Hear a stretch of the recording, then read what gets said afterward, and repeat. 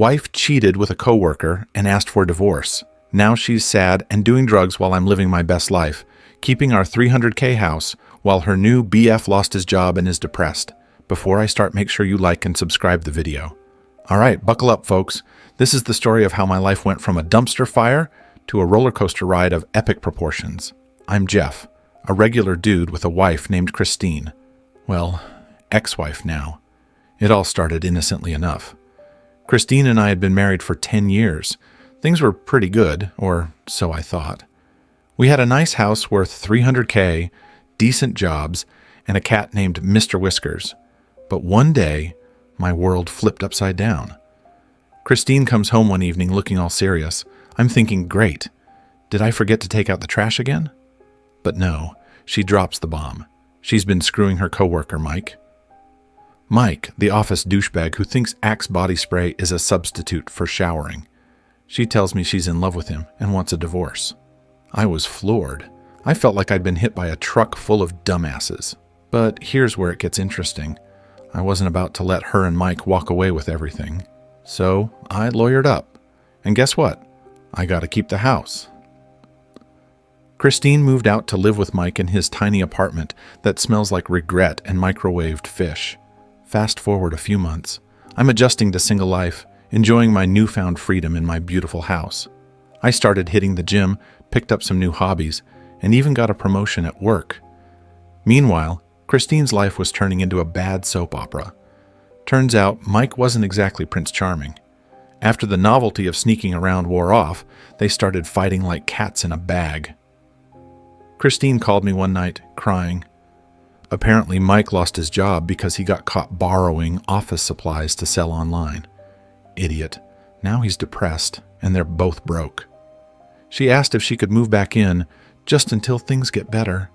I laughed so hard I almost choked on my beer. Sorry, Christine. No room for you in my happy new life, I told her. She hung up on me. Good riddance. So there I was, living my best life. I started dating again, met some amazing women, and even went on a few vacations. Christine, on the other hand, was spiraling. She started doing drugs, nothing too hardcore, but enough to mess her up. Every now and then, she'd call me, slurring her words and begging for money. Each time, I told her to fuck off and hung up.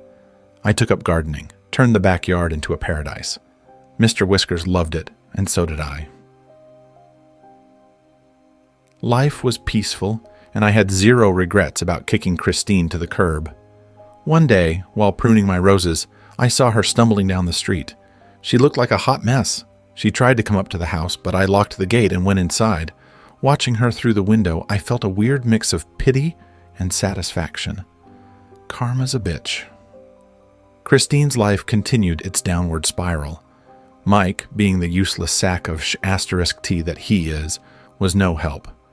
They eventually broke up, and she moved into a dingy studio apartment. She was jobless, broke, and still using. Her calls became more desperate. She even tried guilt-tripping me, saying it was my fault her life fell apart. One night, she showed up at my door again, looking worse than ever. "Jeff, please, I need help," she said, tears streaming down her face. I could barely recognize her.